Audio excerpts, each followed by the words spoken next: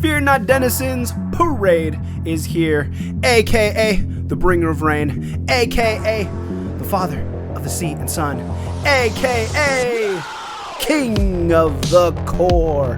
And today we're talking about the Acolyte, and I have my wonderful co-host Uncle Sheev on twitch.tv, the Fan Awakens on YouTube and Instagram. I have here Eli. How are you? I'm excellent. I'm excited to talk about this episode. That doesn't say how I felt about the episode, but I am excited.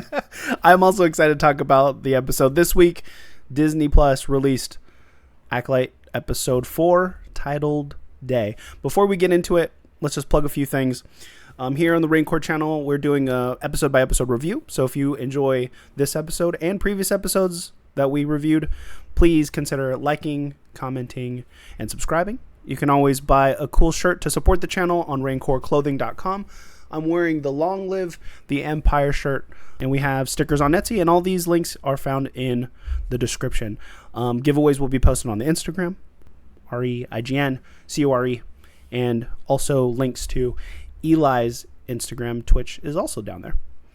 So, Eli, surface level thoughts. Search your feelings. Yeah. How'd you like episode 4 of The Acolyte?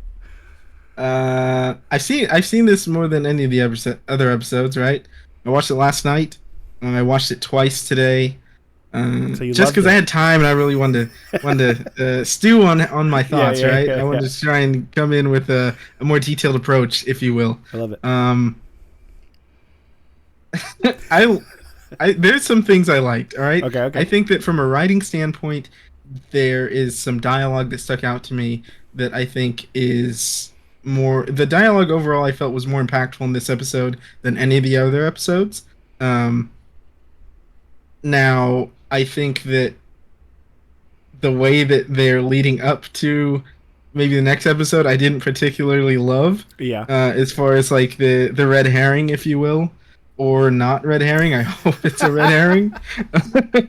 But I think the dialogue was better. The storytelling was not. I liked the sets. I guess they had some nice sweeping shots, almost Hobbit-esque, if you will, walking across, the grass. Overall, I really don't know where I would rank this. It would probably be above 1 and 2, but beneath episode 3. So right there in the middle of the pack. Okay. For me, I felt like this episode, at the very end, I was just like, ugh. I was just like, I was like, oh, we're gonna end it here, and it's the shortest of all the 4 episodes. 33 minutes, because I feel like this was part of episode 5, and then they're like, let's just cut it here to kind of like do a cliffhanger. And I think right now I'm getting irritated. That's like my feeling about the show, because I'm like, you had me, I'm with you, we got a flashback, and I was expecting this episode to give me something more. And besides the Sith at the end, or we'll say Sith, or the Stranger, the Master, or whatever, at the end, I feel like that's all I got from this episode. So I feel like I'm in want of more, and if you keep starving me, I'm just going to like turn, like I'm hungry for Star Wars and you're not giving me enough. So that was like kind of my emotional feelings right there at the end.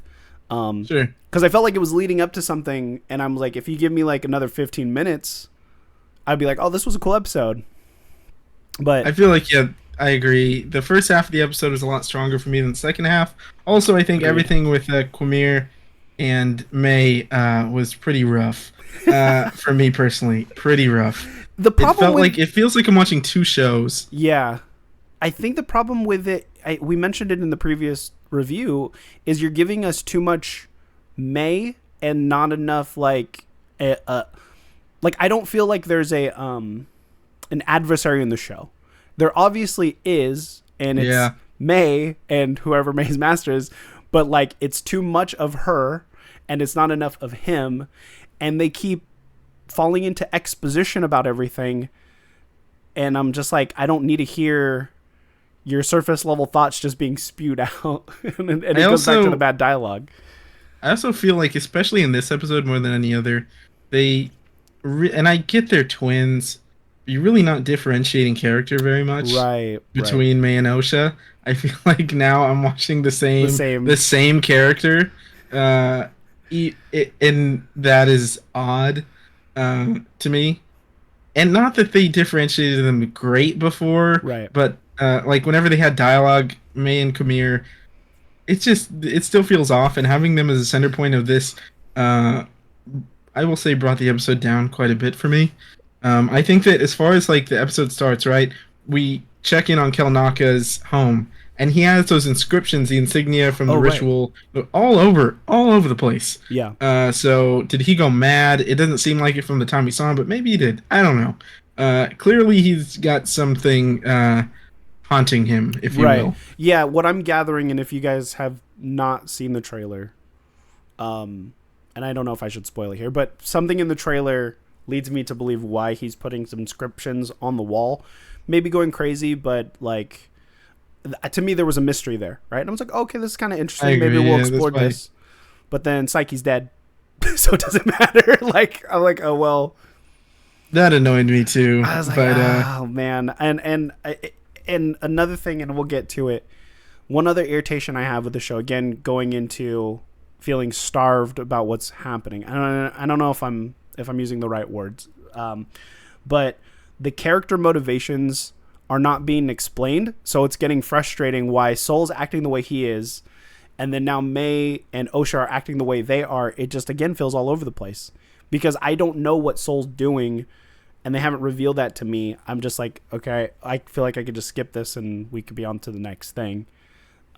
furthering that point, I think one of the things that bothers me is that when you look at and this has been since the first episode, characters don't stand by their decisions ever, Right. or stand by what they're saying. It's constantly, don't do that. It's like, I got to. All right, go ahead. Or like, there's something big with May in this episode that just snap your fingers and change. And I was like, whoa, what was the point of this whole show? What was the point of this entire episode? It's just like, it's like you flip a coin. It's like, is she gonna stay Yeah, that was motivated to do what she's doing? No. All right.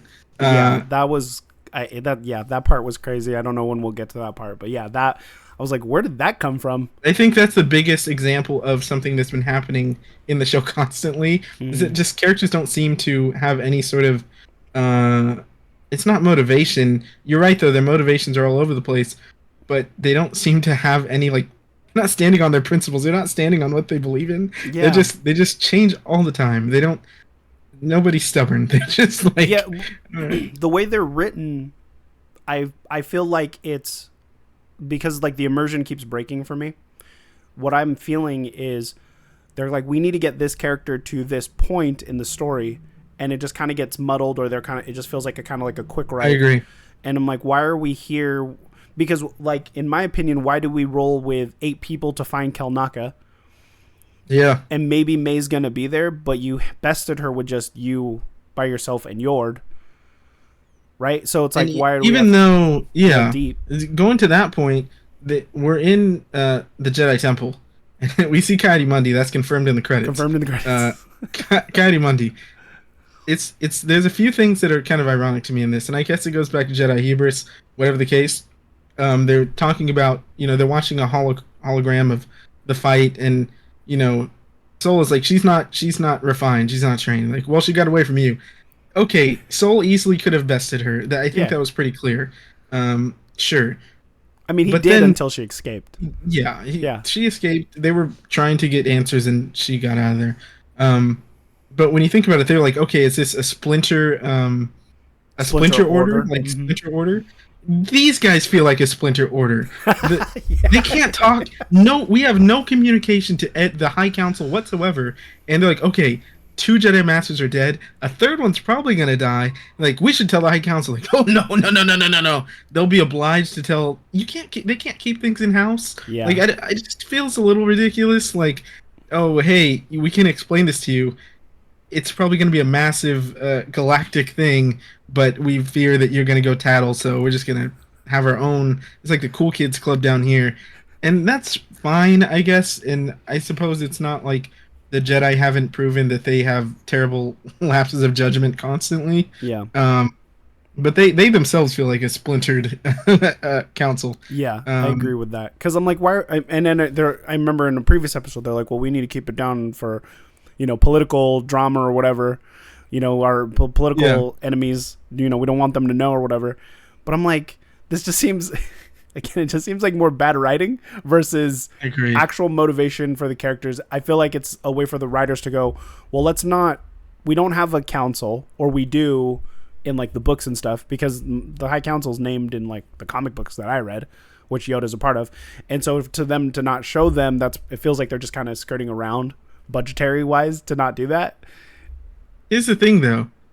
I'm curious. They specifically chose, they didn't name him, but they specifically decided to include Coyote right? And I know a big thing that, people mentioned it's like, okay, how are the Sith going to be here? And they have all these Jedi finding out. But Coyote Mundi was the one who said, so my question is this like a choice that, because if they did that and just said, oh, let's throw Coyote Mundi in there, and like this is like massaging that very like line, right? I don't care about necessarily bending canon, as I've said before, as long as it's good and you can make it like a good story, which this hasn't been so far. Mm-hmm. But choosing specifically Coyote Mundi feels like maybe they are like, okay, he said that line, but we're gonna explain it somehow that he didn't know, whatever the case here. Like it feels like it had to have been a choice, not Yeah, so I'm glad you brought this up, because this is a big thing right now on the internet. The internet's ablaze hating this show. And they're like, it breaks canon. And I'm like, okay, wait a minute. Let's say it's not Coyote Mundi, right? Let's just walk through this with me. Yep. Are we saying the Jedi never lie? No. That's what I'm saying. So that's what I was like, okay, so if Coyote Mundi goes, Sith haven't been around for about 1,000 years. I'm like, that could be a lie, right? It could be a lie. But then people are, because like, people lie. People lie about stuff. Here's my thing, though. I think that if they do just be like, oh, the Sith are here, and Coyote Mundi's like, oh, he knows this, and then you don't say anything further, then like I do think that's a little detrimental. Just it seems like not that I'm like being a stickler canon wise, but it just seems like a lack of detail to me. Like you're just not paying great attention. You mean by the writers or by the characters? By the writers. Okay, just like it just seems like something that they knew about, and that's why you chose Coyote Mundi specifically. And that's what I'm saying. Yeah, it feels like that had to have been a cognitive choice to include him, right? Yes. So I think that's fine. I had one other thing. Yeah, go ahead. Coyote Mundi might not consider any of these people Sith, and we haven't. That's true. We haven't confirmed it's a Sith. That is true. So he's just like, these were just another, because like they can walk away and go, this was just another splinter order, right? Yeah. But I mean, like that absolutely, because even the characters in the scene actually I really like this scene. This is one of the best moments in the show so far, where the stranger, I'll call it, just kind of like floats down, a very horror. Oh yeah, it's a very good visual. Yeah. And to leave us there, I'm like, but that is what it is. But for the rest of the Jedi, the Knights, the Padawans go, what is that? Like, they don't even, it's just like, no idea what that is. And, they're just, like you guys never read a book about it. It's not even who is that. It's like, what is that? Yeah. So I'm like, I like that because it's like, feels like a monster, or like, they're unsure. But again, it just, to me, I'm like, I don't know, if I was there, I'm like, this person has a red, I mean, they said it before the red lightsaber, so I'll give them that, right? Sure. But they learn a lot, so I would expect them to know what either a dark side force user would be or a Sith, would be. So, but if it didn't ignite the lightsaber, and the dialogue happened before that. But again, I always feel like Star Wars, it's still leaning towards the hubris of the Jedi and the fall of the Jedi. So I consider Coyote Mundi a part of that, and I agree. To me, just makes his death like more like, you were a liar, so you got shot down. Yeah, I mean, that would be a way to go about it. You know what I mean? I know that like there's people that Jedi, like ancillary Jedi, that didn't really do much, like a Master Plo, right? It's not like, I know he did more in the Clone Wars, but it's not like he had a bunch of screen time. But people had that like, oh no, my boy, you didn't want to see it. With Coyote Mundi, like I was sad at the time, but it's not like I had like he was kind of annoying, right? In the council meetings, I'm like, and he was annoying here too. I'm like, is that Ki-Adi-Mundi? And I was waiting for, because we watch it with the closed captions. I was waiting for it to say Ki-Adi-Mundi, right? And it wasn't until the credits where you see his name. But it's also very distracting because when you're looking out for cameos, you're like focused in on the cameo and waiting for that versus what he's actually saying. So the second watch was needed for that part. But I'm not the one to go like this breaks canon. It's yet to be seen. It's yet to be seen until we get to the end of the show. Then we like I'm not the one to pull out pitchforks and torches right now because again, there's still 4 episodes left. Until we get to the end of episode 8, then I'll like decide. And if it's a mystery, then I would be on the pitchfork and torches or whatever. Even though I wouldn't ever be. Yeah, but, I know what you mean. I don't like how the internet goes crazy. Like, oh, it breaks canon. Disney's ruining stars. Like, relax, guys. That stuff is ridiculous. It's ridiculous. It's one line in the movie, and you can't take it as truth because everyone has their. Obi-Wan Kenobi said, it's a certain point of view, right? So Ki-Adi-Mundi might not think Sith existed. What if Ki-Adi-Mundi is a Sith? I'm kidding. I'm telling you, man. But look, we go from here to an excellent scene, in my opinion. Which scene is that? I'm actually lying. I'm just like the Jedi. But Kamir and May land on the planet, right? And they are talking. They've already been there. They're walking along the grassy plains, and he's detailing real quick, because there's a scene before that scene where they're getting off the plane, right? Or does it go into? Yeah. No. You're right. When he's like fumbling around, I thought we were gonna see a black helmet fall out of his bag. Dude, like, weren't you expecting that? Like, to me, you know what I get from it? Darth Jar Jar vibes is what I get from him. 100%. 100%. It feels like the Darth Jar Jar if that was like actually a thing, you know? Yeah. I really can't wait till we get to the reveal of who the stranger is, and they're gonna replay all of these scenes back, and he's like putting. I really hope we don't get that, but I could absolutely see it happening. Lightsaber in the bag, and it's like can't forget my thermos as he like tucks his lightsaber into the bag. It's all like sinister. He's like doing a mustache twirl. That's what I'm expecting. That's what I'm expecting. But my thing is. There's only, I mean, okay, he changes tone twice in this episode, I believe, and goes to a very suddenly, oddly stern tone with May. Okay. They're talking, and he's questioning her. You still have to kill 2 Jedi. You can't use a weapon because the Master said. And then she's asking him. They're going back and forth. I haven't even seen his face. Have you? I haven't. Well, you know I haven't. Yeah, I haven't. It's like, come on. What I think I'm missing is I wish I saw the stranger and May interact. At least tell her, because like to me it's exposition. It's what is it? Saying but not showing, and this is one of the things I had a problem with Rogue One. Is you're gonna tell me Jyn Erso's all these things but never show her do any of these things. I could care less. Like I need to see it. Or even people who go like, oh, Rey needed more training, or we want to see training somewhere. And like, that's the same issue here. It's like, you're telling me that the stranger has all these like instructions for you, and it comes out of like a new instruction every episode. Like, I'm getting lost. I'm like, why does she need to kill someone without a weapon? And then they're talking about the rules, right? He's like, well, if you take a lightsaber, do you get to use it on them? And then I'm like, okay, well, now we're just talking about the rules, but it doesn't make it. I don't understand the it's odd because he mentions that, and we have seen her try and take the lightsaber from. They clearly cut out a shot of her trying to take the lightsaber every time. Yeah. For a moment, I started to question it myself. I'm like, wait, are they saying she has to kill an unarmed Jedi, or are they saying she can't be? I started to question that until later. Still later in the episode, May is like. It's because, a Jedi can't kill a unarmed person. It goes against everything they believe and this and that. And okay, that was before the spin of the wheel, change of heart. Right. But like the Kamir thing, I can't think of.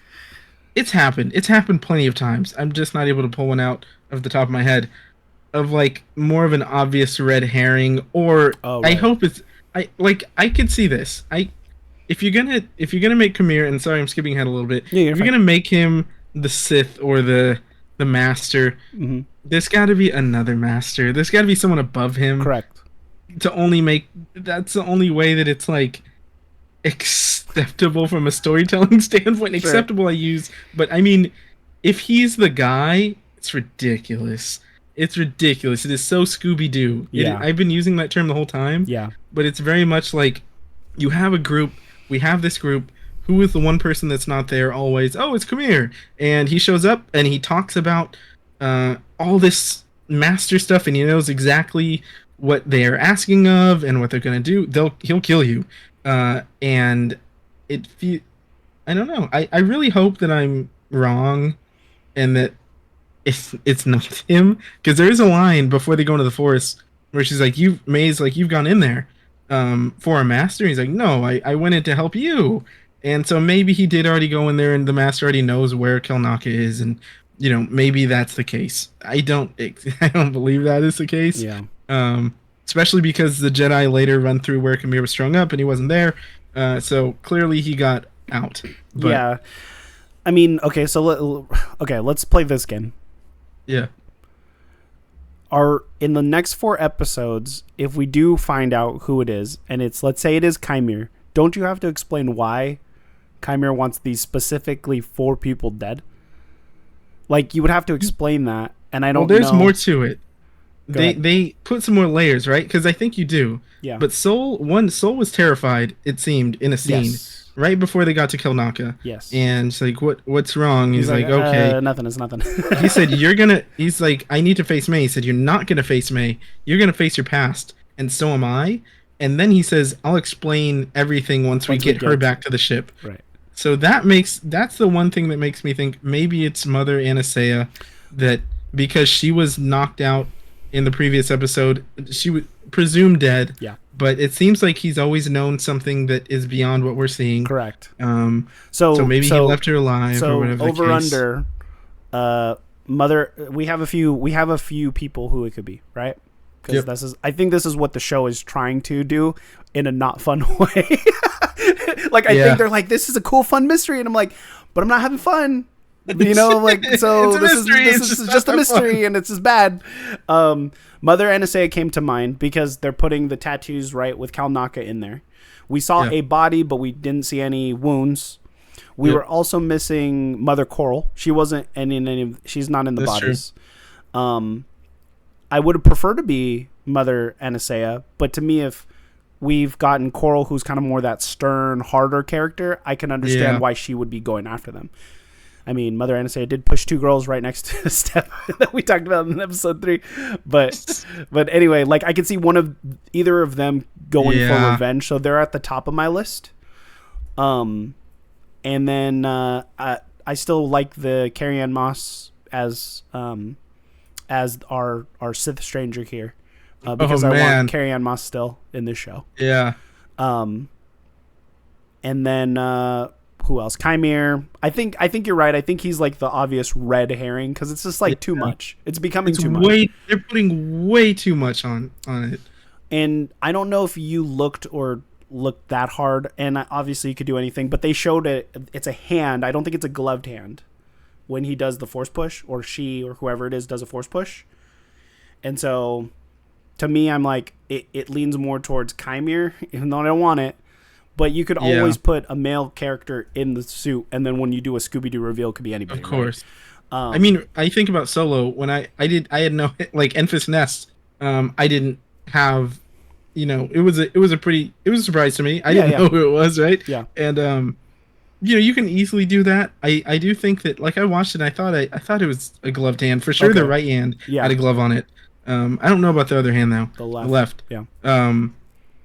My thing here is I do hope that, like, if they're trying to kill these specific 4 Jedi, Kamir doesn't make any sense. The other thing is Soul saying you have to face your past.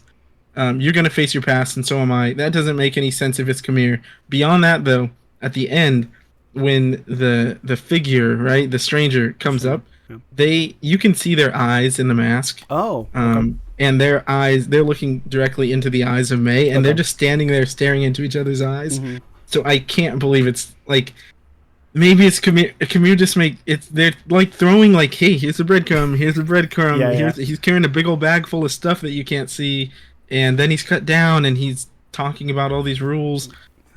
Probably is him. I have one more guess, one more theory, and I think it's higher to me than Trinity. Soul has a twin brother.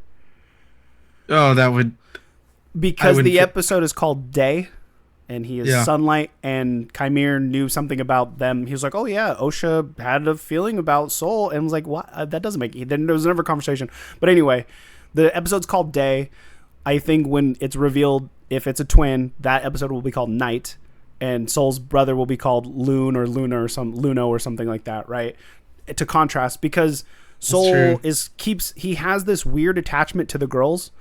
And I'm like, I think it's might be like, I also had a sibling in this position. And that's what I'm leaning towards so much. For a writing standpoint. That's my best guess. So to me, it's like Mother Anastasia, Soul, Coral.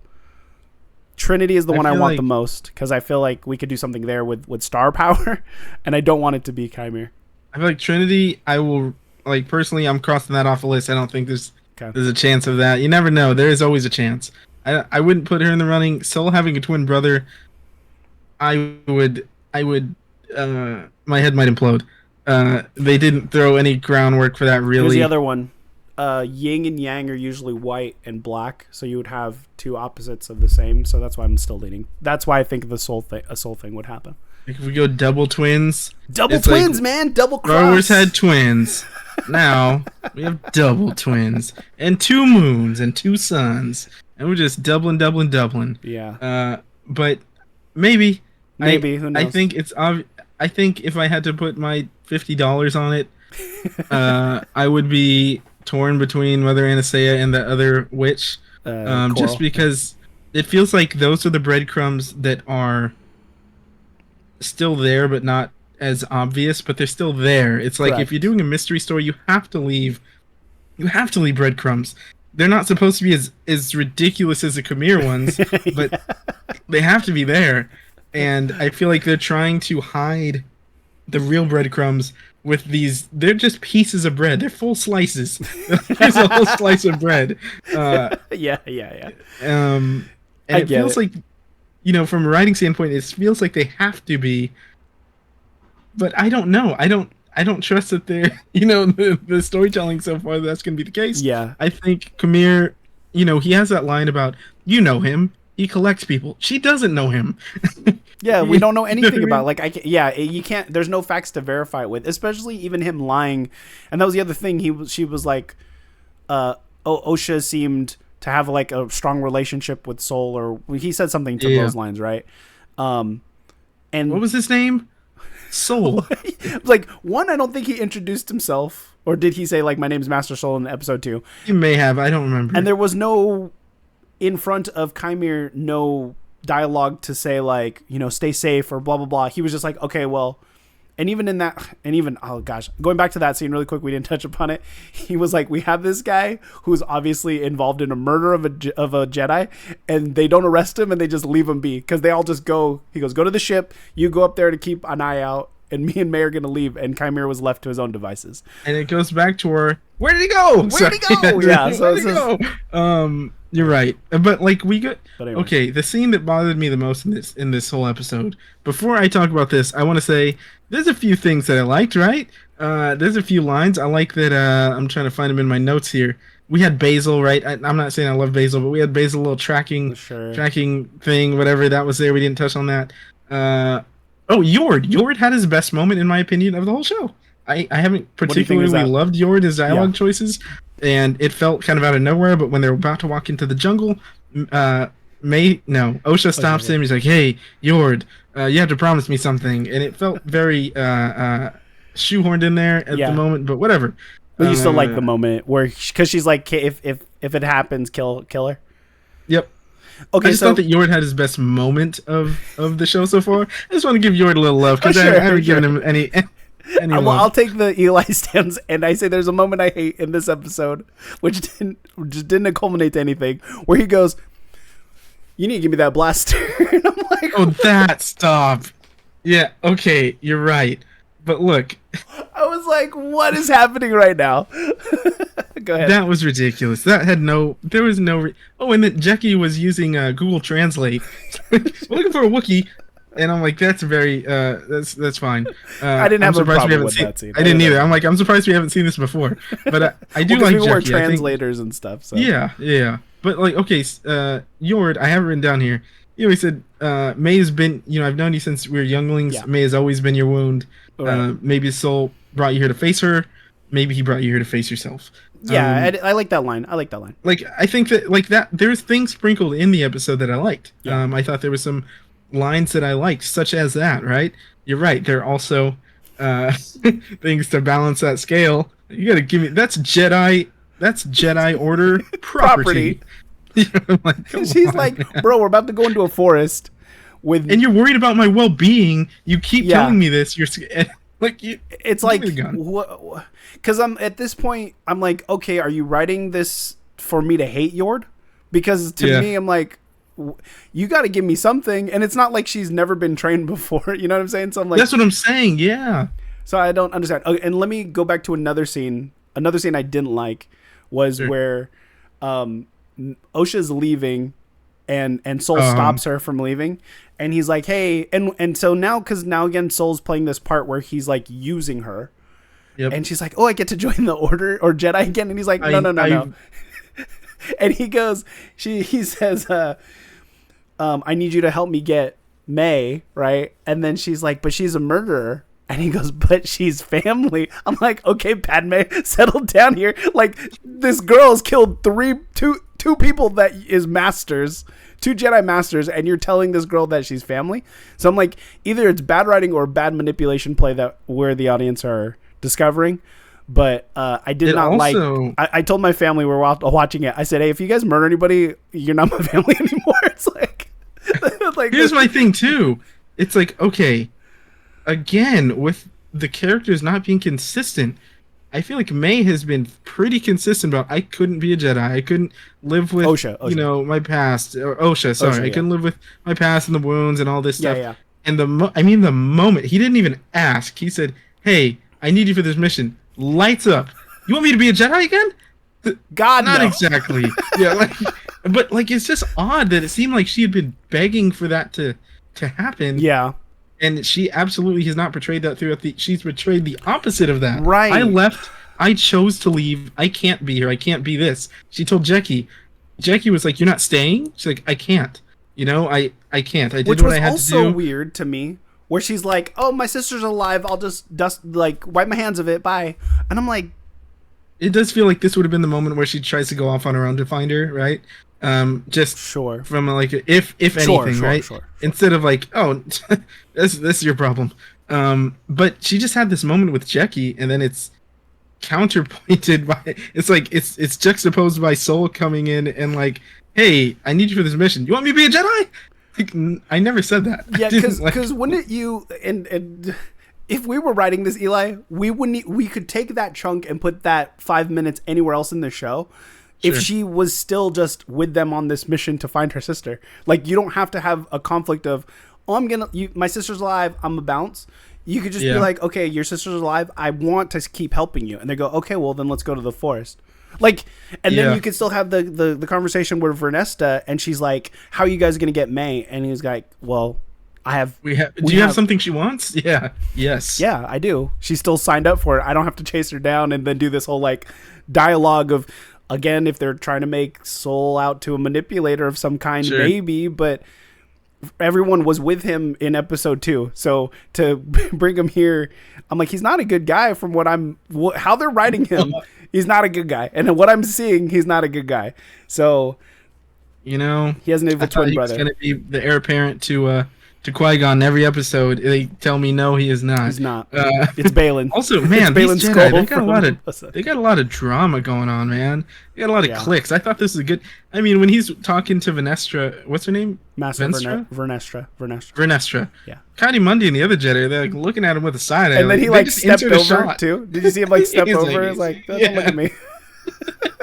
They're just like they chose to insert this shot of getting some side eye. His Jedi robes are brown and not white like everyone else. That is true. So that is true. He's up to noticed something. That. I don't know, man. The Jedi scenes, whenever they happen, like anywhere we're in the High Republic stuff, I'm just like, what are we doing? Because it's just like some of the most not interesting, like weird. There's like weird stuff going on, and I don't mind seeing Jedi being portrayed in this light.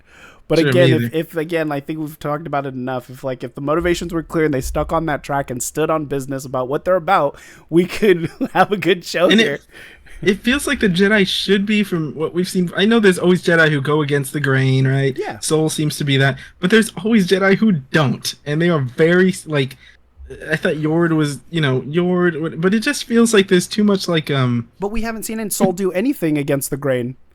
He's just like it's just this May and Osha I guess thing. I'm just thinking about like the May and Osha thing, and whatever the heck happened 16 years ago, and like. I don't know. It just feels like every time we're at the temple, it leads to the same exact conversation of we need to find May, but Soul, you're not going to go. And he's like, but I have to. All right, go ahead. Yeah. It happens every single time. The same scene with the same people. They're like, Soul's back at the temple. It reminds me of Bad Batch. Or Hunter. Yes! Hunter and Omega. We got to go on this mission. I want to go. No, you can't go. Okay, well, we're gonna go, and then she's gonna save them. That's what it was feeling. I was like, is this just the whole format? But with Bad Batch, it's okay because they established that as a format from day one. Whether you like it or not, it is a serial. That's kind of Dave Filoni's thing. Yeah. It is what it is. That's what the show is. Yeah. This, you're right. It's just like they have. It's like almost like they have a. I'm not trying to be disrespectful, but it's like they have a fillable template. Oh right. For the, you know what I mean, for these episodes, and it's like Jedi Temple. Soul checks in with Vernestra. Vernestra gets mad. Soul says, we'll fix it. Yeah. And then we have to go find May, send someone else. No, said me. Okay, cool. You'll go. Bigger team this time. Bigger team this time. Bigger team this time. The next episode, 2 episodes from now, he's going to bring half the order. Yeah, we are. So outside of the Jedi stuff, and then we go into the forest and things. The sweeping shots were cool. The big outdoor scenes were fine. It just didn't feel, when it's big and outdoor though, it didn't feel like Star Wars to me.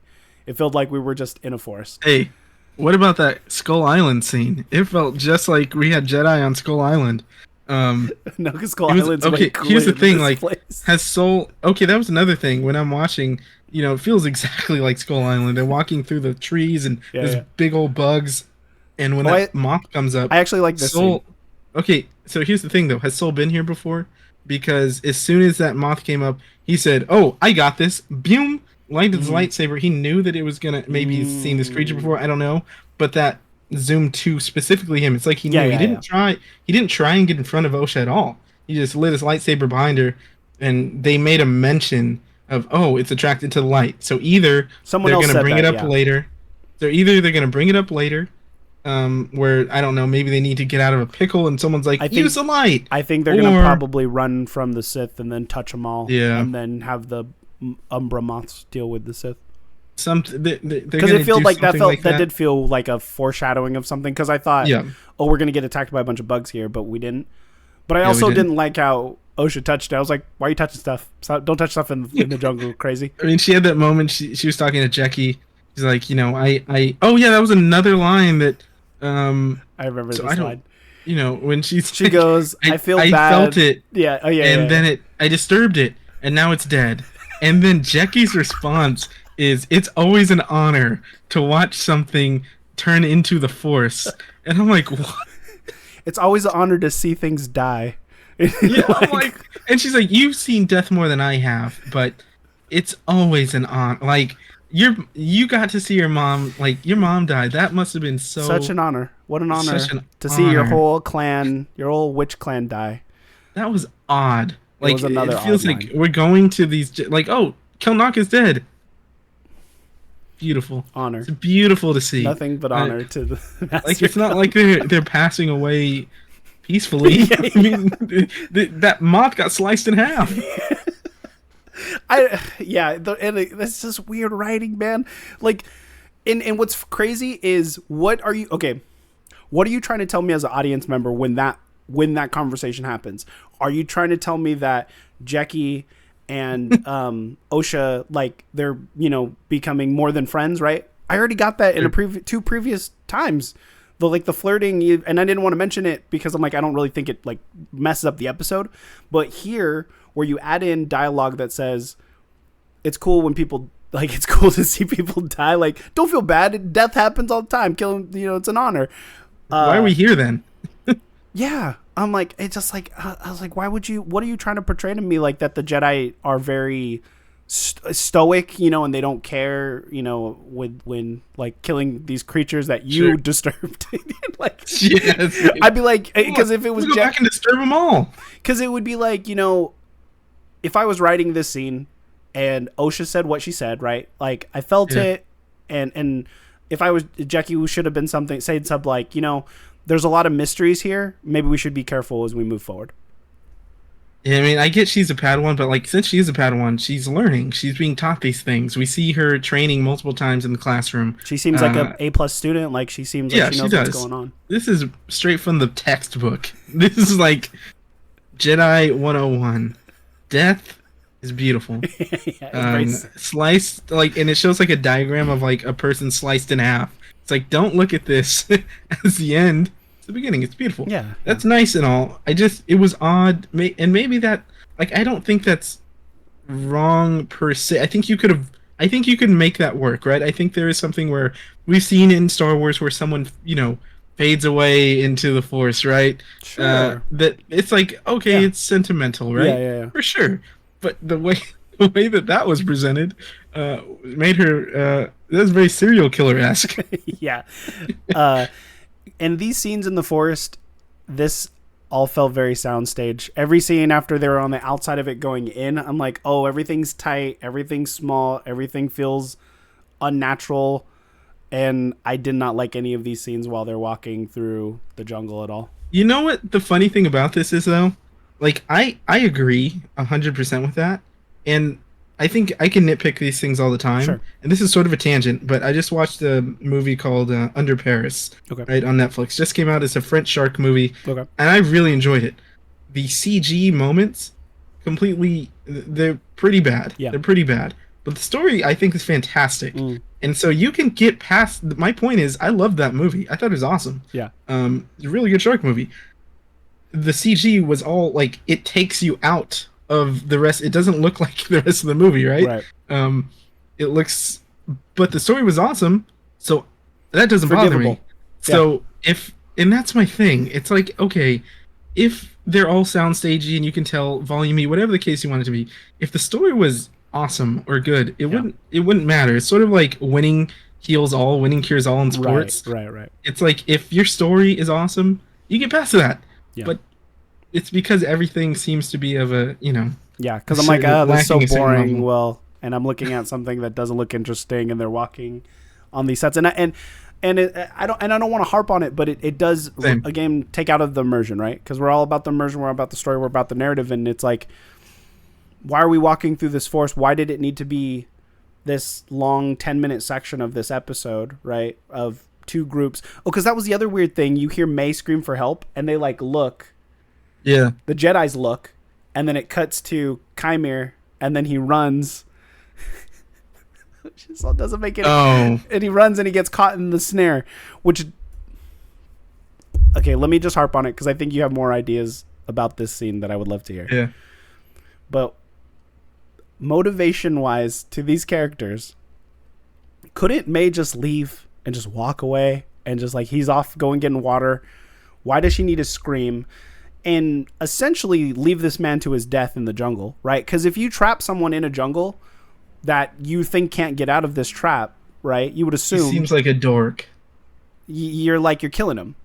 So May is cool with killing him. Why wouldn't she just kill him? Well, he's hanging there, just stab him and then walk away. But now you're just going to leave him hanging. Maybe he'll get out. Maybe you'll have time to get to Kalnaka and You know what I mean? Like it does. I mean, maybe it's like, okay, you'll go surrender to Kilnaka. Hey, there's a guy hanging in the forest. But why'd you have to go? Oh my gosh, like just leave, just leave. So I'm like, I don't know why you would write it that way. Again, maybe it's to separate Chimera, the Darth red herring, away from when you're gonna bring him there, but also to show the Jedi hear her and not go to that direct spot and meet her later, because then she runs across Basil, which was also a weird scene of her falling, and then the thing sprouts up, and then Basil screams, and then this scene, this character. So before we get to them, Chimera is they're having this back and forth. Like, I don't even. No, it's before that. I don't have to tell him. She's talking about, I'm exhausted. I have to fight a Wookiee after this. They were also like sweating, like they were like okay, but he's very stern. He's sprinting. He's ahead of her. Yeah. She's like, "Stop! I need a break." He's like, "No, you don't." And he's like, "We gotta go." And she's like, "I need a break if that's okay." He's like, "It's not okay with me." Like, why not? She's like, and he's like very, very, very stern about this. And there's two things I could say. Either he knows the Jedi are coming and he wants to get there first. Or maybe he knows that the master is already coming or something, and he wants to get there first. But the thing is, he's very stern on this, very stern, and it's out of character again. And then with the snap of a finger, suddenly he's like, "You know what? You need some water. You need to take a break. You're off your game." And he's like, "I'll go get you some water." I mean, it's like he just flips a switch out of nowhere and goes get the water, right? And then that's when the scream happens. She like pulls out the cord and like she like steps up all heroically, and I'm like, okay, well, what's going on here? The thing is, he runs back, gets snared, he's upside down. Yeah. He's like, I don't have to do any of this. I don't have to do any of this. I can just leave. I can go to Kalnaka, surrender. He's like, they'll put you in jail. You can't do this. You promised. And then he gets stern again. He'll kill you. Very serious. The tonal shift is stark. But upside down, stark. So it's like upside down, and it's like, okay. That's like very jarring. I think it keeps reminding me of. Well, I'll say this reference later, but and so she leaves. But it's like that character is all over all over the place. And May just seems like, I mean, she's killing Master Jedi in cold blood. Whether you want to say that or not, I don't know. They clearly committed some sort of crimes, right? But the character just makes a switch on a dime with there's no internal struggle there, really. She's just like, I'm tired, and then I don't gotta do this. What am I thinking? Duh. Like, she got like, I don't know. It's very odd. I would think I would rather just know who's who and then watch the characters figure out the mystery, but us as the audience know who's the one not to trust. Like, it goes back to go ahead. Yeah, I mean, like, I think that would just solve a lot of these problems. Like, if we know that Chimera is, like, watching Palpatine do his thing. That's exactly what I was going to say. Yeah. Because, like, we know he's bad, but when are they going to figure out he's bad? Like, are they going to catch him? But, like, we're already in the know. More information is better for the audience than no information, especially over 7 weeks. Like, it's cool in a 2-hour movie like Glass Onion, or the Rian Johnson movies, Knives Out. Like, it's fun to watch those because, like, okay, in 2 hours we're gonna know what happens. We are on hour 4 or 5 or 3.5 or whatever it is, and we still don't know what's going on. That's where I'm like getting frustrated, because I'm like, you just gotta tell us at this point. Here's the thing, and you're just gonna keep pulling at the string, and it's never gonna amount to anything satisfying to the audience. Because if it is Chimera, people are like, well, yeah. And if it's not Chimera, they'll be like, God, where'd that come from? And where's the motivation for whoever character that is, right? So that's where I'm... My thing harpens back again. Because I love mystery stuff, right? Yeah, yes. If the mystery was good, it would be awesome. I'd be like, man, I can't wait for the next week to get the next clue. Right. And it doesn't. So that's why it's annoying, because we're like... more annoying. They're just pandering this, like, it might, like, they're dangling Chimera in front of us. Not even dangling, they're like, they put a sign on him that says, this is a bad guy, this is the bad guy, this is the bad guy, even though he's like Jar Jar Jr. over here. And he still might be a bad guy, he just might not be the masked bad guy that they're painting out here. I hope that's the case. That's the only thing that, I mean, clearly that Jedi or the Sith, whatever they are, very strong. Very strong. Just pushed them all and the foliage and the dirt and everything out of the sky. They threw him into Kelnaka's hut. Yeah. I also had a problem with May monologuing why she's leaving him and her plan. I just didn't care for that. I mean, that goes along. It's consistent with the whole show, not in a good way. Sure. Yeah. They are very tell don't Here's show. Here's my motivation. Blah blah blah blah blah. But then all the other characters who I want to know their motivation is not like clear at all, and I'm like, it just feels like everyone's just kind of bumbling through their plans. But I don't know. It's a tough watch. It's a tough watch. I hope the next episode we get some cool lightsaber fights. I hope some people probably get offed, right? I'm hoping a couple people are gonna meet their end. Is that Plo Koon? No, it's not Plo Koon. It's not Plo Koon, right? I know Star Wars Twitter named the character, and it's not Plo Koon. Okay, good.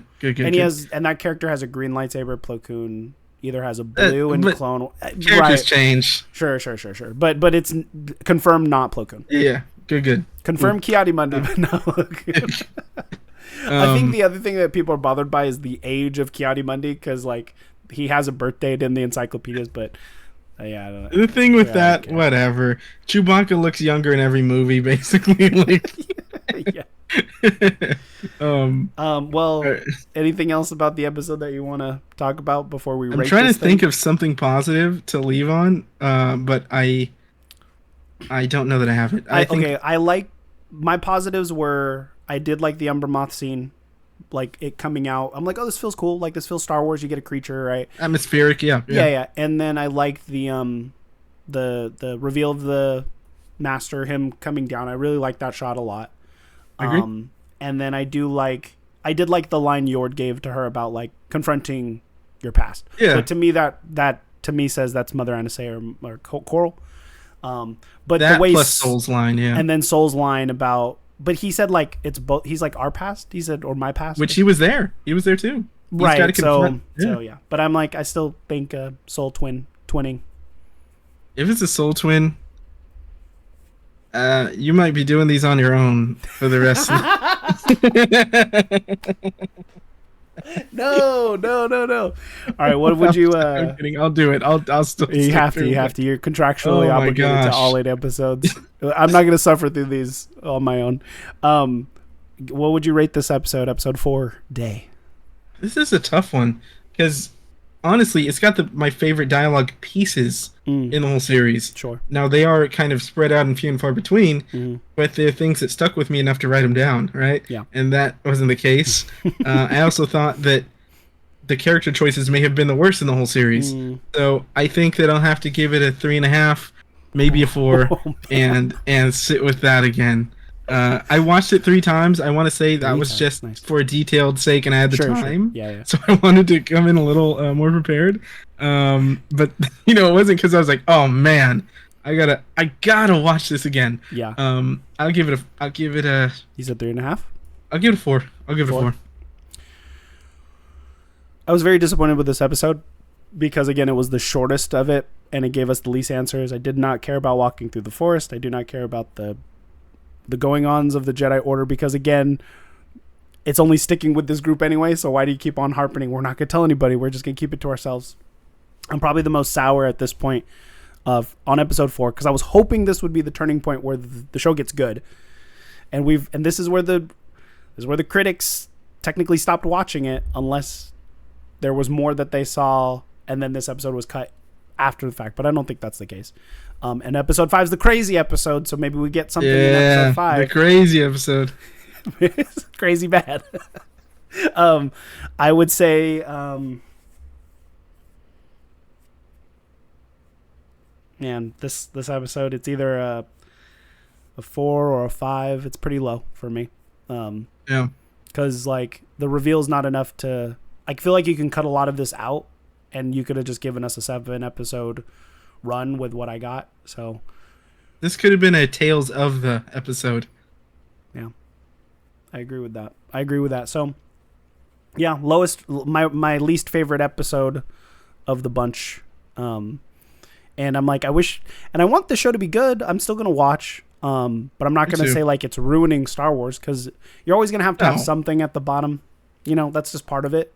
And I think there is a lot of cool stuff, but it just doesn't help that this is your first big step into High Republic. You're not doing your IP any favors by giving us this story.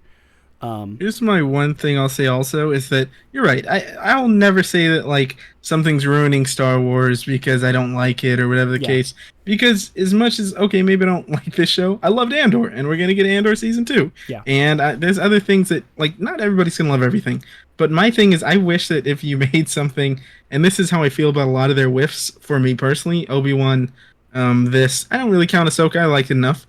But I wish that like something like this show. Gonna be bad. I wish they would have taken a bigger swing. Like I wish you're taking big swings here, and I feel like it's a lot of safe filmmaking, safe choices story wise.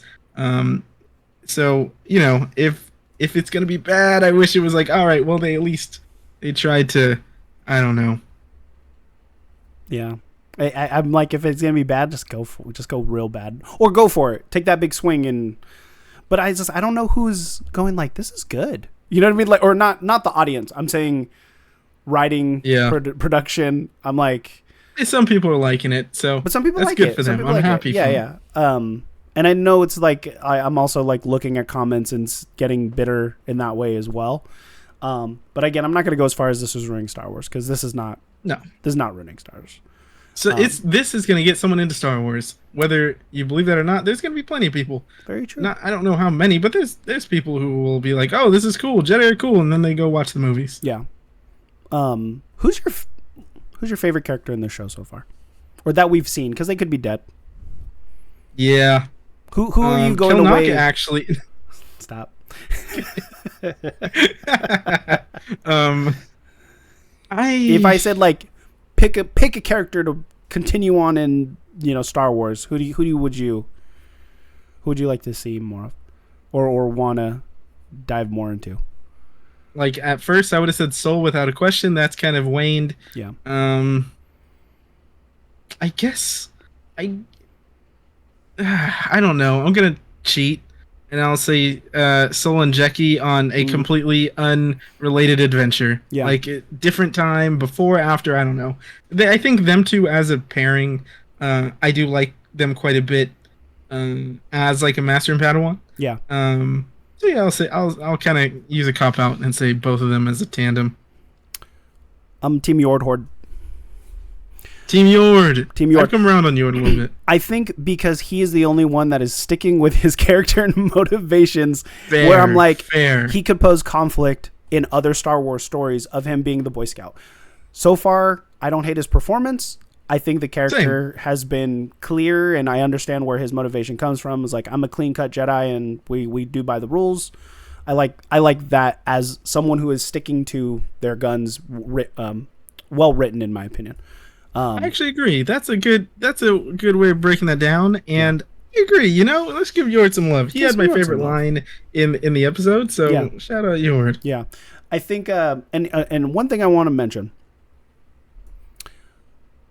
anyone who hasn't watched Visions and watching this review, please watch Visions, because in those short episodes, 10 maybe 15 minutes, whatever it is, they're posing good stories, and I would love for one of these other studios to be able to make something like this at the budget that they're having, because I think we could get something good out of those. And that's why I encourage people to watch Visions 1, Visions 2, because there's good stuff there that doesn't ruin Star Wars or, have bad acting. It's a lot of animated stuff, but there's a lot of good stories that could still be told, and that's why I still have hope in this universe.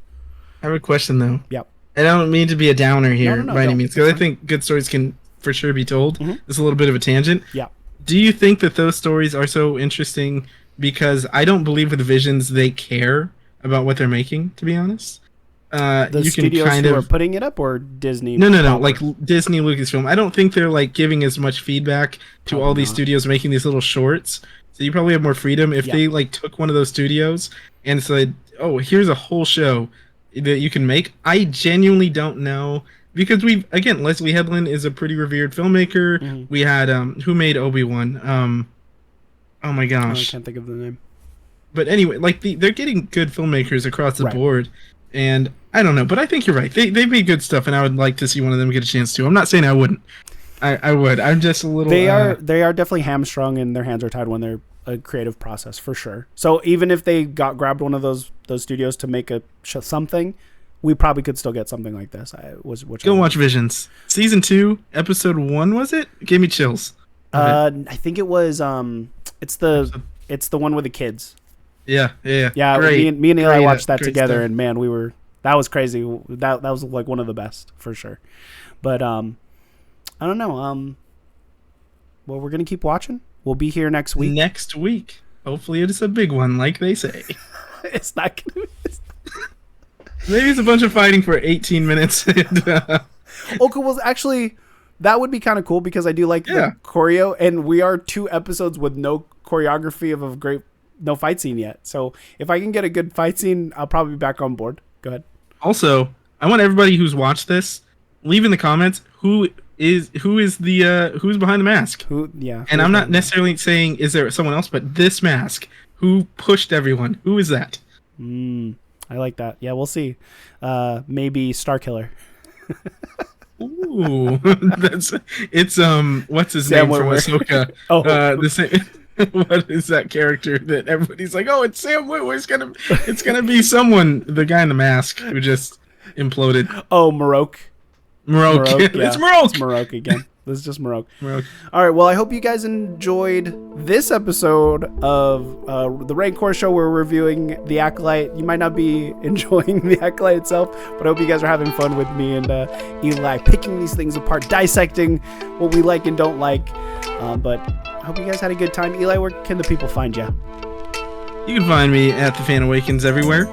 And Uncle Sheev on Twitch. That's pretty much it. Nice. And you can find me again at Rancor. Please follow the Instagram. Please like, subscribe, comment. It really helps us out here. And with that being said, I hope you guys have a galactic rest of your day. Punch it, Chewie. Boom.